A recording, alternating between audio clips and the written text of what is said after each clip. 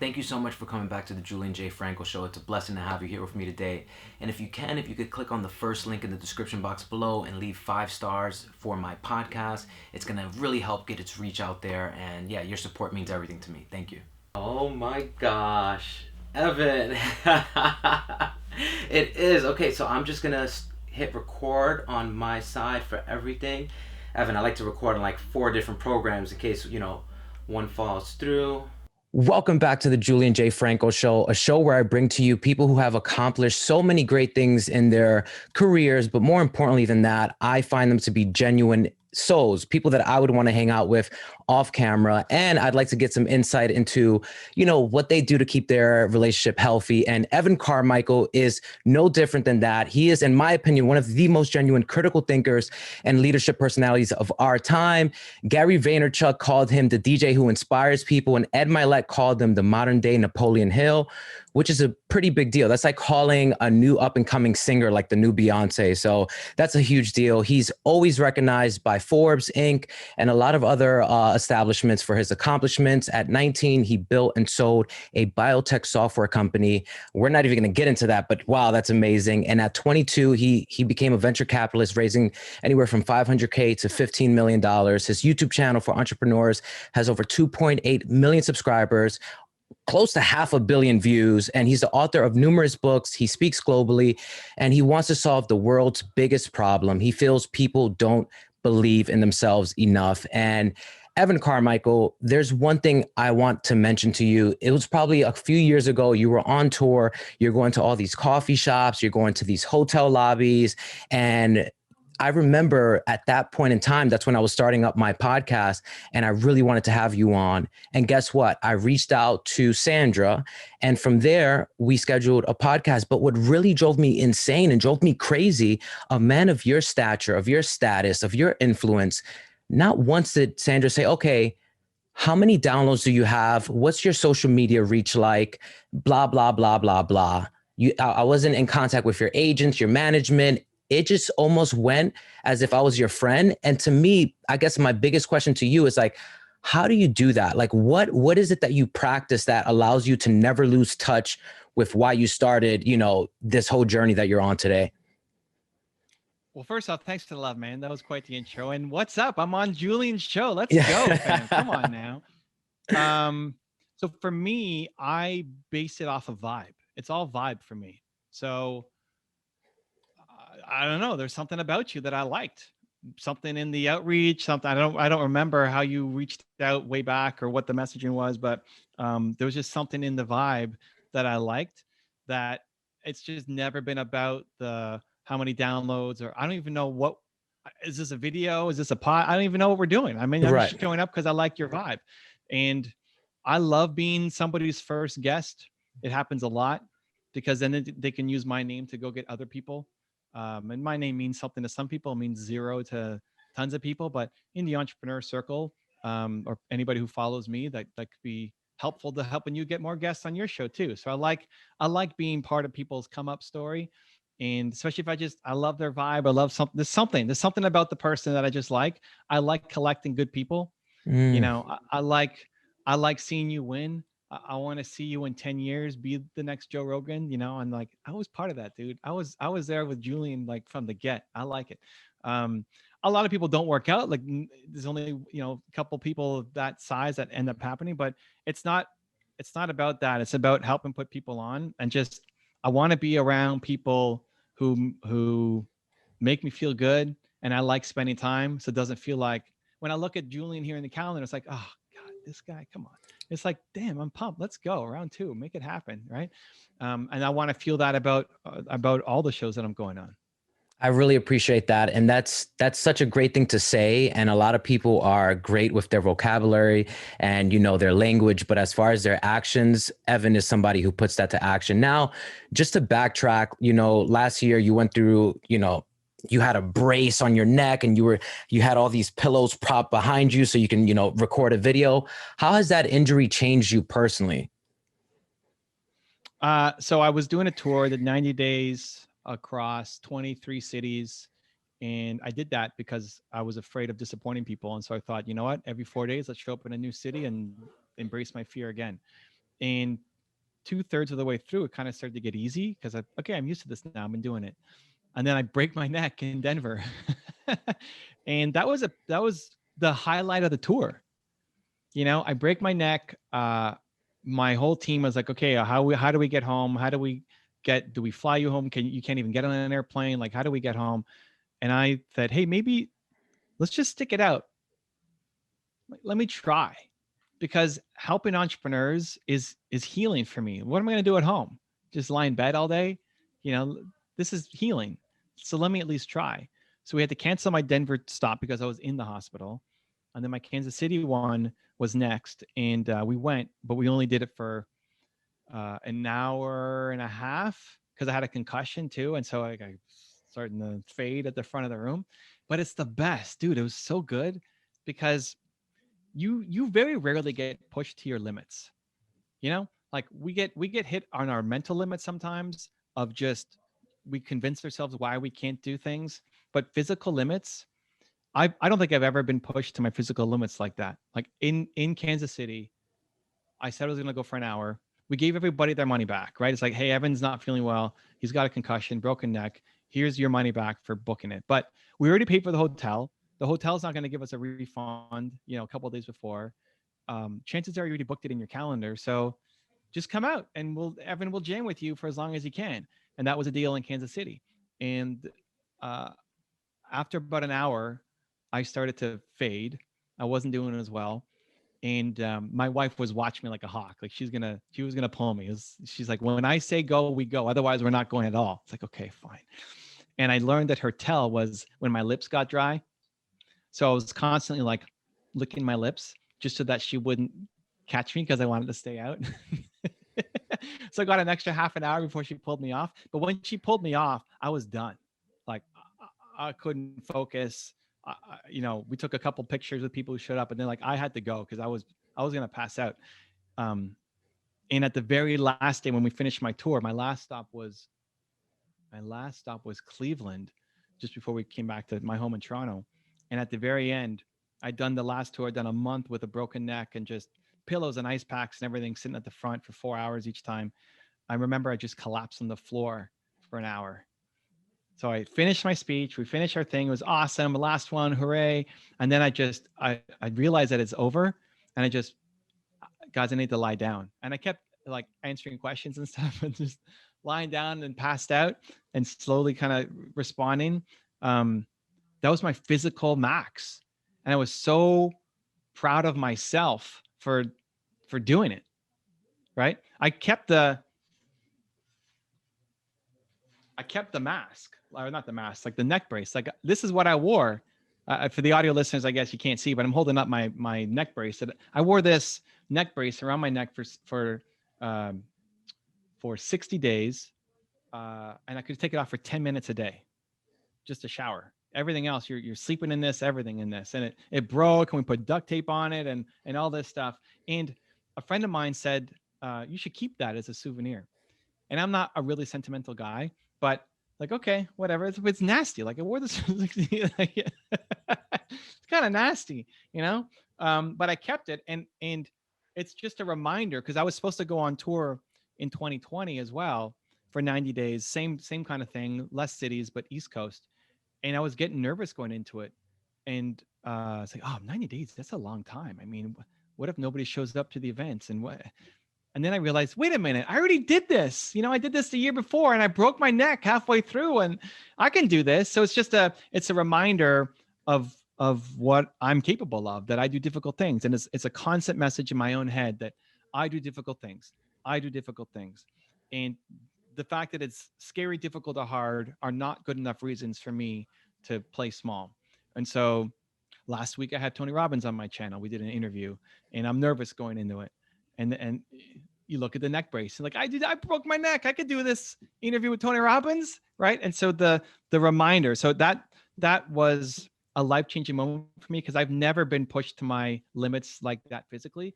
And so proud of myself because some days just getting out of bed by myself was the victory, right? Like not having to ask my wife to help me out of bed so I can go to the bathroom at 3 a.m. was the victory, right? Like back to humble, beginnings, because I don't like relying on other people. So just wake up and go to the bathroom. Remember the first day when I got back from the hospital, I woke up at 3 a.m. and I had to pee, and I couldn't get out of bed because I was getting dizzy because I had a concussion, and I thought I might fall over and hurt myself even worse.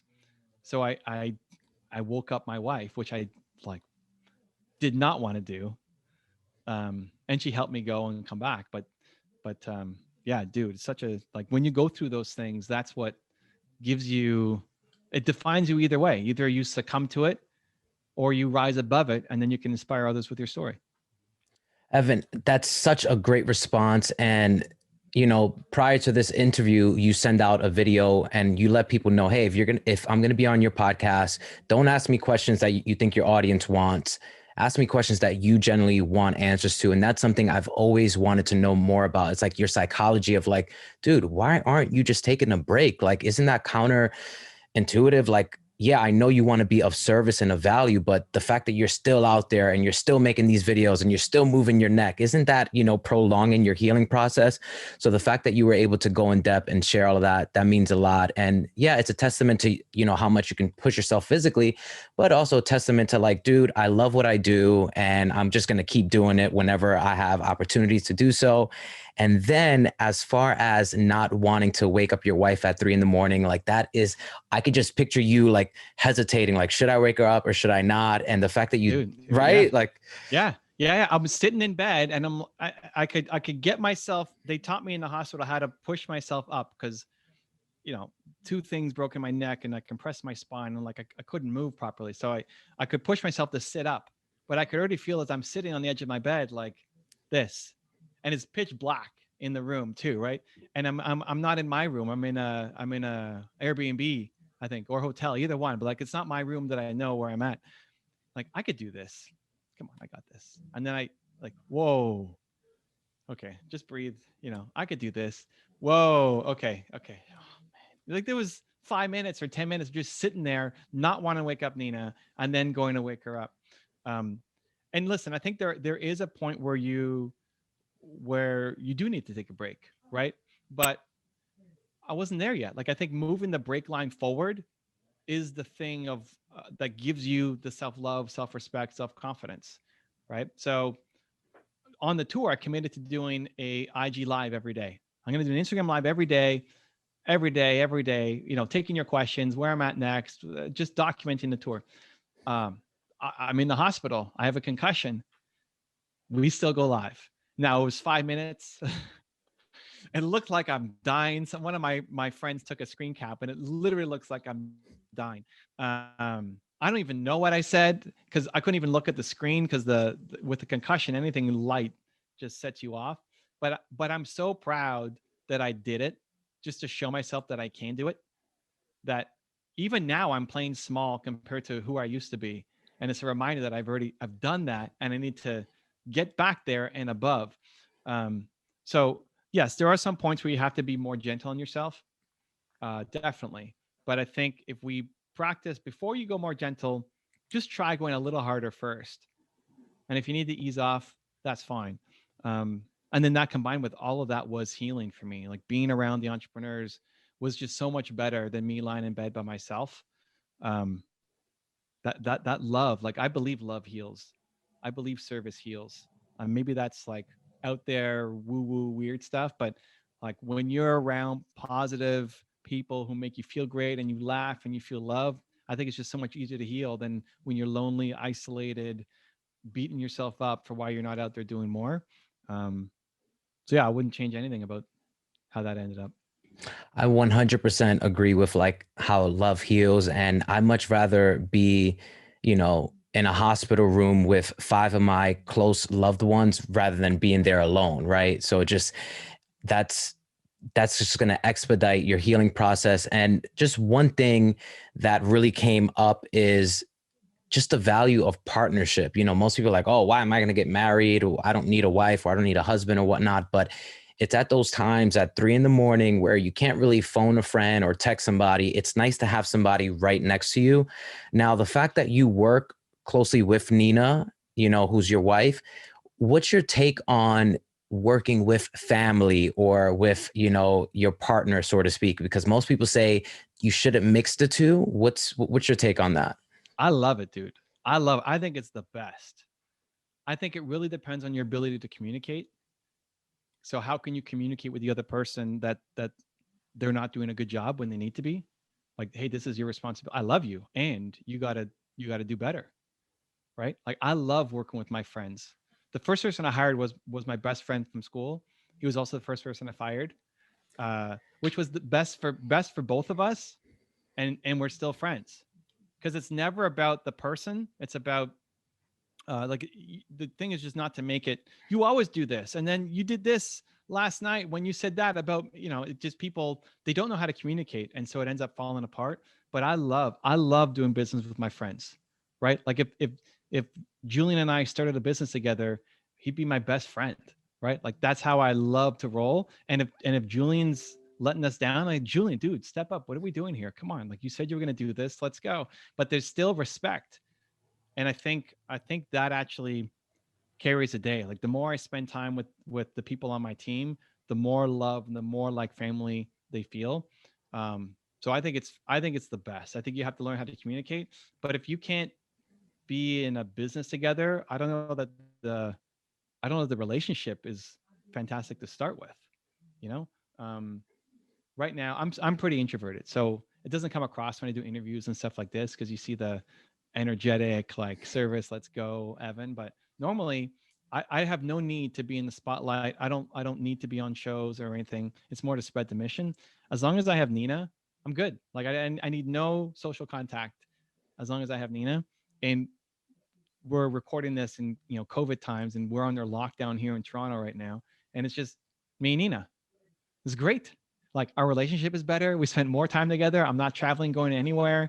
Um, I was a little nervous a number of years ago when she had her job. She used to have a 9 to 5 job, and she quit it to join me on tour, because I wouldn't have done the tour 90 days without her. Like, that was part of the condition. She quits her job and joins me on the tour. Um, yeah, so I think it's worth it. I think it's worth trying to learn to develop the communication skills so that you can do great things with the people in your life, as opposed to saying, okay, you're only great for me in this area, but I don't want to talk about this other stuff. Yeah, I think it's actually pretty foolish, or people just give up the idea that you can be successful, you know, in unison, regardless of what the field is. So my next follow up to that is, when things aren't working on a personal level and you still have to do business, how do you manage that? Do you have like time aside where you talk about the personal issues, or is that something that you always nip the bud on right away? Like, if my wife and I are fighting over something, how do we Mhm. how do we still do business? Yes. Okay, so one, I that's a great question. I can't let things just pass.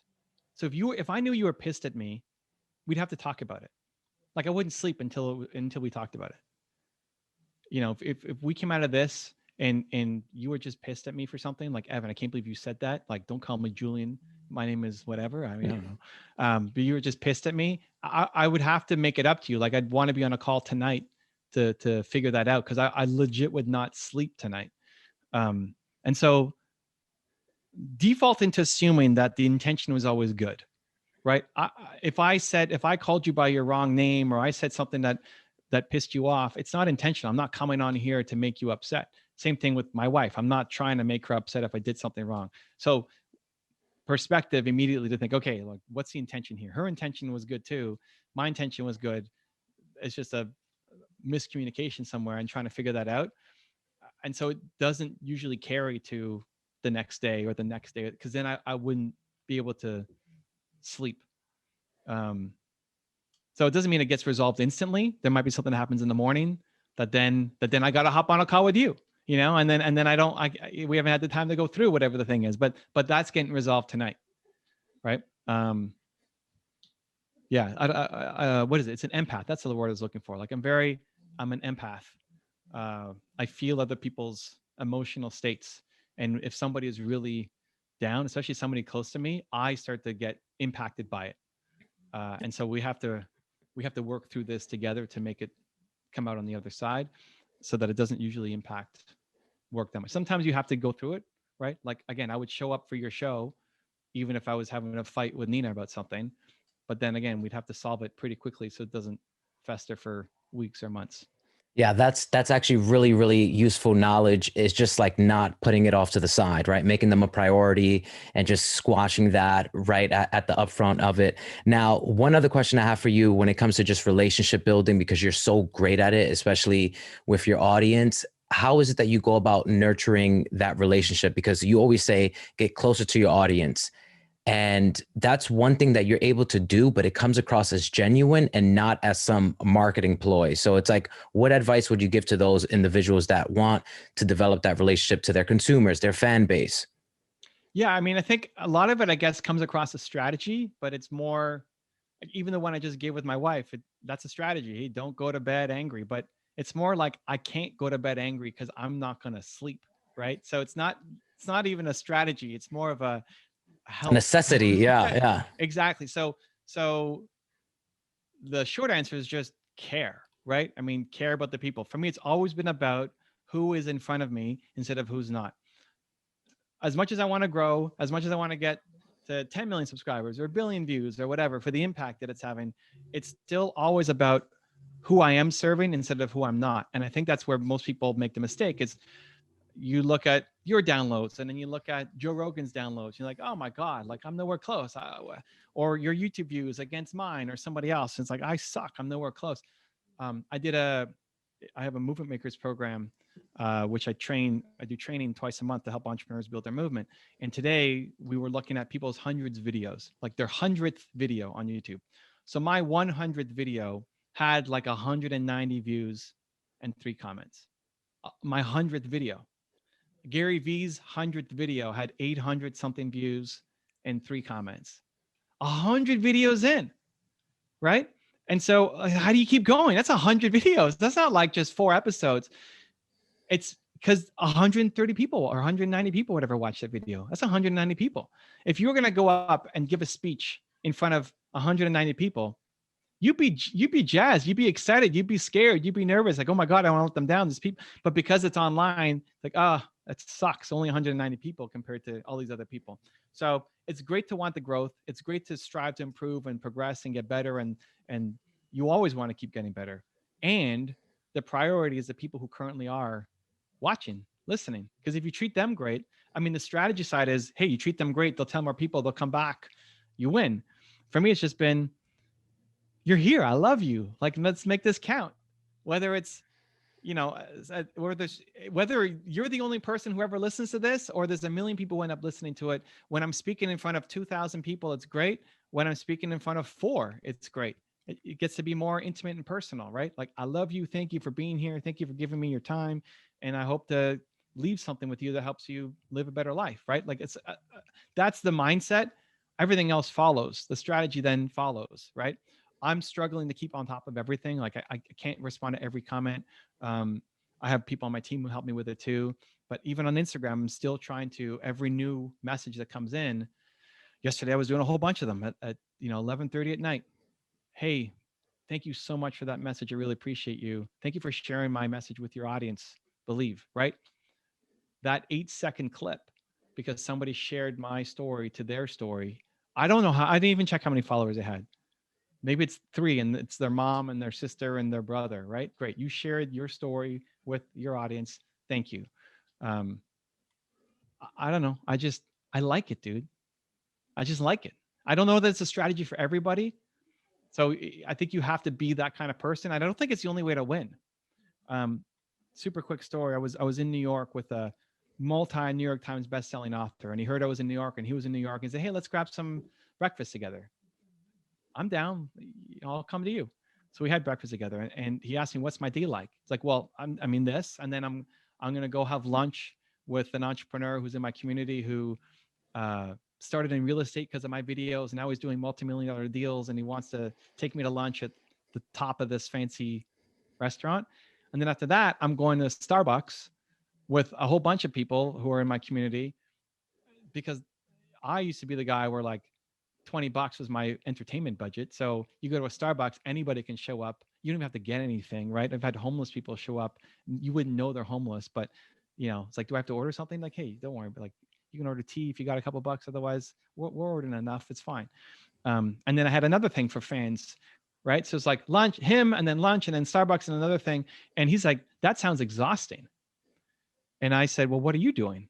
Like, after this is it. I'm going back to my hotel room to write.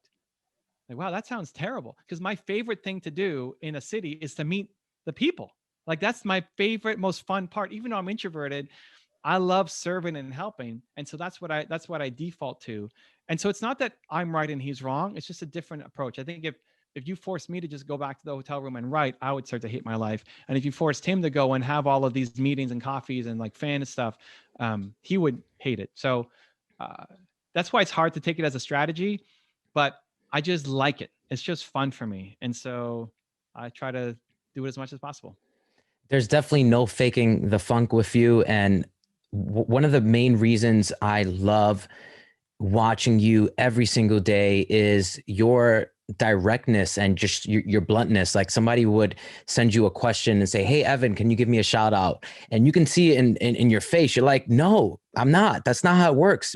Add value, build something, solve a problem, then you'll get your notoriety, so to speak. And you have this kind of like agitation where people who aren't willing to put in the work, and it's so refreshing to see that. So my question is, why don't you put on this persona of, oh, maybe one day I'll give you the shout out? Like, why are you just like, you just shoot from the hip, so to speak, is what I noticed. And like, what allows you to be so transparent?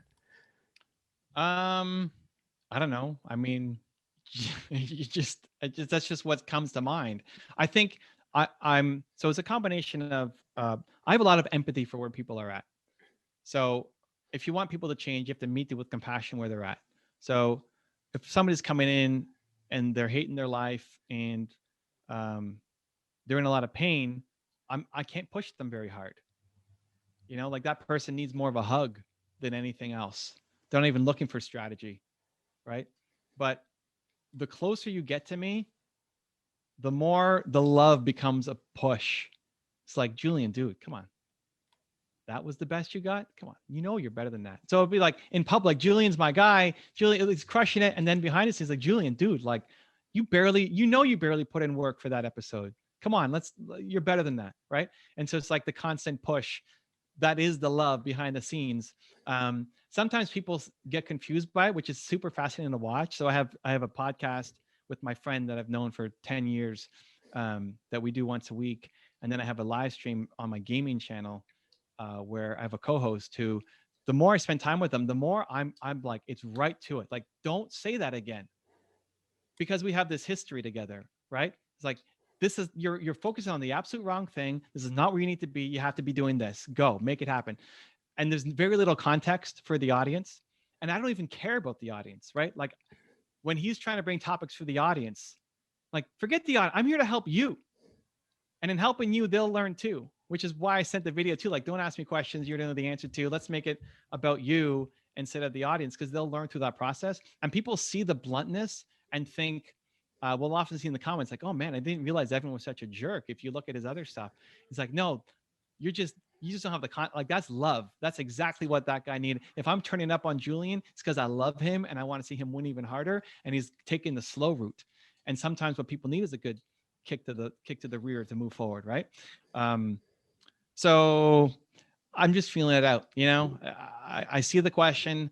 I tap into my empath side and I try to give the person what I think is best for them. Sometimes people like it and they say, hey, you shoot from the hip. I love it. Sometimes people don't quite get it, but the intention is always positive. I'm here to serve. I think everybody is. And so I just try to lean in on it. I haven't gotten a lot of Yeah. these questions recently, so that's good. Well, it's good because people who are, your loyal followers, they start to see the answers that you give and they start to learn your mindset. Like Evans he's not just going to, give me a shout out. He wants me to build value and be of service, try to Well, solve a but here's the problem. thing, Yeah. like why I turn up is because nobody's going to give you a shout out, because you're wasting your time. It's not about me. Like if that's your Instagram strategy is to DM all these people, right? The amount of people who then DM me back, who then say, you're the only one who answered me. that 8-second message to say, don't do this. Here's how you do it instead. It's like, I've been trying. People say, get in people's DMs, like, you're just doing it wrong. I want you to win. That's the frustrations for that person and for everybody else who's like them, who's pitching it like this. Nobody's responding to you. And I want to be the one guy to try to give you a little bit of love, strategy, not to say, hey, try again in 3 months and maybe I'll do it, right? It's a huge dose of reality. So Evan, before we jump into our final two segments, I have two final questions, and one is each from one of your books. So your one word is believe, mine's is connection. Now, I feel that you've been really fortunate to have parents that you really respect and admire and you feel did a great job with you, and they instilled that belief like, hey, as a Carmichael, you can do and achieve whatever it is that you want. For those who are saying, yeah, it's easy for that guy to, believe and stand behind, you can do anything you put your mind behind. But what happens to that individual who maybe didn't have their parents growing up and their social circle was just very, very negative, that, oh, you're not good for anything. Oh, be quiet. Every time they had something to say, even if they had positive news to share, they were never basically engaged, so they just always felt that they were a burden to others. So what would you, if we could just condense it, because I know this is such a huge, topic, but if they can work on one thing to really start instilling that belief that, hey, they are important, they are valuable, and, maybe they do have some sort of Michael Jordan talent in something, what's that one thing they can start doing that's not an affirmation, right? I believe in myself, something separate than that. You look for the yes instead of the no. Almost everybody's in the no business. You're looking for why it won't work. Here's a strategy. Oh, no, that won't work for me because his parents are great. Here's something else. Oh, no, that won't. You're already in the no business. Look for the yes instead of the no, because whoever is in your heroes, look at your heroes. Chances are they started off with less than what you already have right now. Whatever your situation, how bad you think it is, there's people who had it worse, who got out.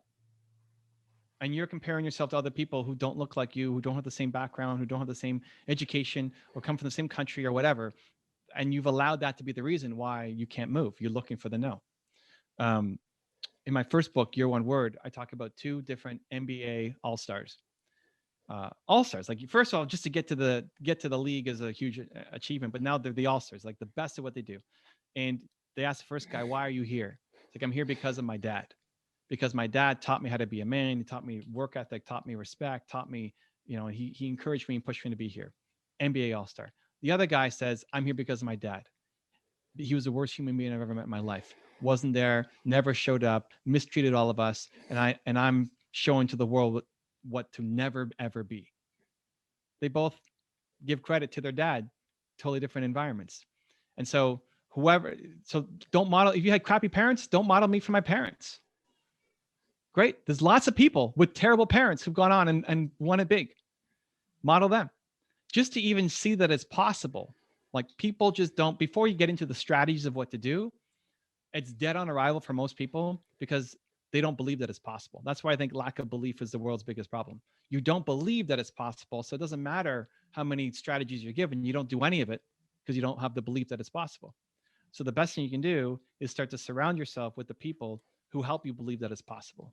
And chances are that's not your parents, and maybe not people you grew up high school with, and maybe people that you never actually get to meet. Like, I did it through videos. I get to hang out. I've never met Kanye West. I get to hang out with him through my videos. I never met Elon Musk. I hang out with him through my videos. And the more you're around those people, you got Elon in this ear and Oprah in this ear, and you're around that every day, you're going to start to shift. You're going to start to think differently. So you have to cut back on the negativity in your life. And then in that vacuum, you fill it with positivity. If Julian's the guy for you, who every time you listen to an episode is like, man, I want to chase my life down now, right? It's like, things are possible. Great. Go back and listen to all of Julian's episodes, right? You may never have to even meet Julian in person. It doesn't have to be your homie who's coming over every day, giving you a pat on the back and an attaboy. You can listen to his content. And if that's the thing that pushes you forward, then listen to it every single day. How many episodes you got, Julian? You're going to be number 4. There you go. So go back and listen to the other ones, and then subscribe and listen to the new ones that come out, right? And make that part of your calendar, make that part of your process. Like, the most important part people get this wrong about morning routines. The most important part of a routine, and a morning routine especially, is the feeling. Everybody's got all these morning routines. I wake up and I meditate and I journal and I watch videos and great. You spend an hour and a half in your morning routine. How do you feel? If you feel ready to go off and conquer the day, if you feel bold, courageous, inspired, empowered, then you did it right. If you don't feel that, then you have to go back and either do it again with more intention, because maybe you're listening to Julian's episode, but you're also washing the dishes and you're also brushing your teeth. So great. You could check the box. This is what achievers do. You check the box to say, I did it, but you don't have the feeling, so it doesn't count. So you either go back and do it again and sit down and listen to Julian with your headphones on, focus, and take notes to get the feeling, or you have to add something else to your routine that gets you fired up. Because if you did the thing that actually made you feel the belief that you could be great, whatever that thing is, for me, it's videos, but everybody's different. If you did that every day for a year, your life will be dramatically different. And then you won't be coming back saying, yeah, but I don't have the parents to push me and I don't have right? All the excuses just start to go away. But people don't have the morning routine that gets them the feeling. The non-achievers don't have a morning routine at all. They wake up like an accident. The achievers wake up and have a morning routine, but they don't have the feeling, so they don't actually become the high achievers. That's the difference. You're You got me driving on me a roll, crazy. Julian. Whoa, whoa, whoa. Okay, do I have time for one more question? We're over, but let's go one more. Okay. So Built to Serve, I love that book. I love all your books because just the format, like I can just keep going. They're page turners. I love the quotes. I love the steps. I love the animation. So it's just, you do a really good job with that, and your publishers, all of that. Kudos to them. So you say your purpose comes from your struggle, and I kind of wanted just to challenge you on this one. If somebody says, hey, my struggle is poverty and my struggle is racism, and I live in an environment where I'm in a ghetto, and whenever I go to some place, people are like afraid of me, or I feel them, just I feel the tension in their body whenever I'm around them, and it's so taxing for me. It's like, how can I make that my purpose, Evan? What's your answer to that? Yeah, well, first off, thanks for the compliment on the book. I fought with both my publishers for that formatting.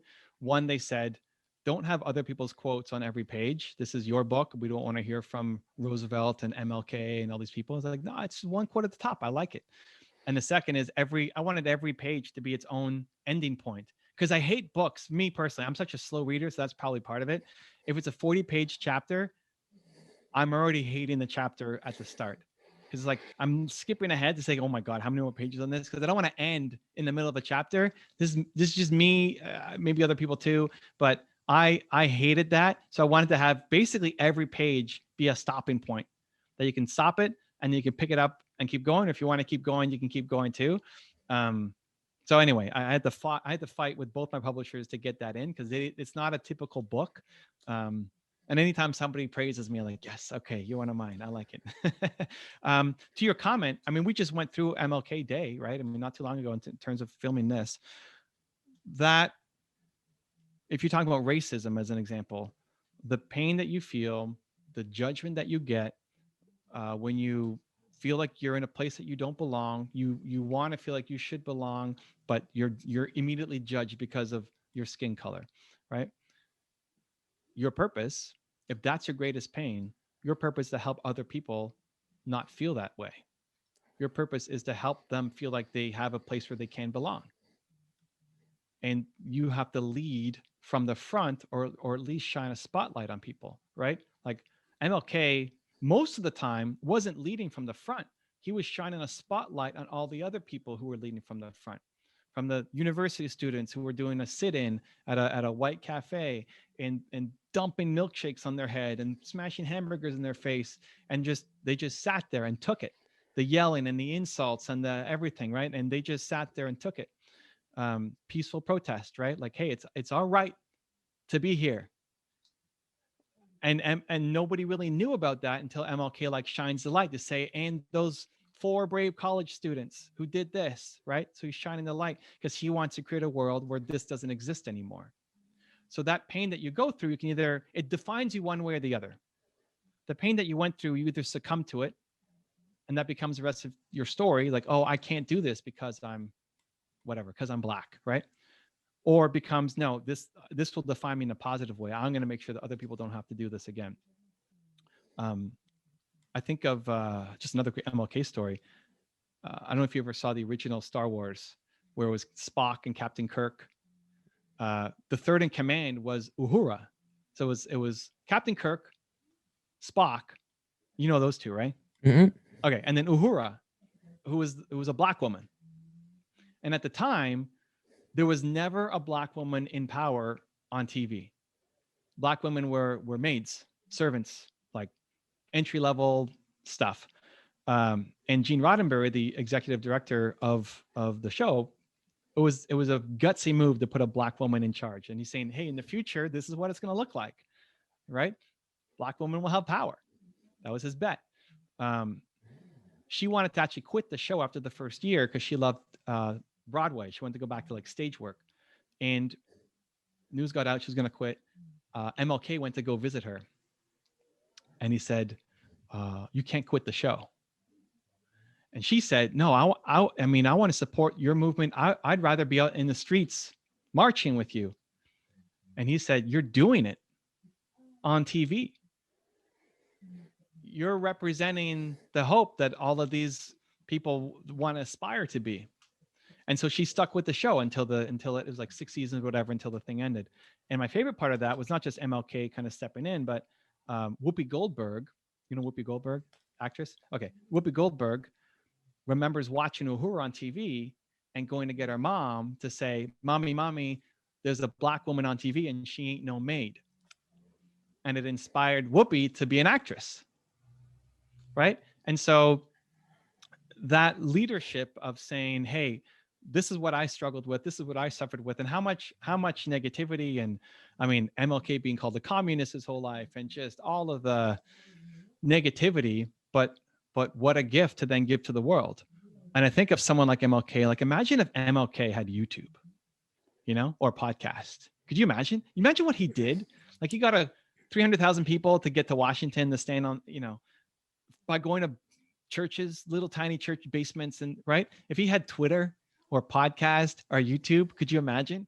And I think everybody's got that inside of them. You can either choose to be the MLK and try to make your impact and try to make other people not struggle and suffer as much as you do and be filled with service every day. Or you can be the person who's negative and bitter and says it's never going to get better. And the only difference, it's a long way of answering your question, is you're looking for the yes or you're looking for the no. The MLK will look for a way to make it happen, even when every door is being shut in his face and he's having to face things that people shouldn't have to go through. And he keeps going. Or you look for the no and say, well, it's not possible, so I'm not going to do it. Oh, listen, Evan, we are all going to be looking for the yes. And thank you so much. Your impact has been felt greatly within me. I am just a little boy at the candy shop after this. Wow, wow, wow. Evan, if I never get to tell you again, thank you so much in all caps. I really appreciate what you do. And wow, you're genuine. You're such an intellectual. You got a great sense of humor. You're just a total package, and just keep doing what you're doing. I'm always going to be a fan of yours. Evan, thank you so much. Wow, that was so good. Thank you, Evan. I love it, man. Listen, episode 100, I'm coming back.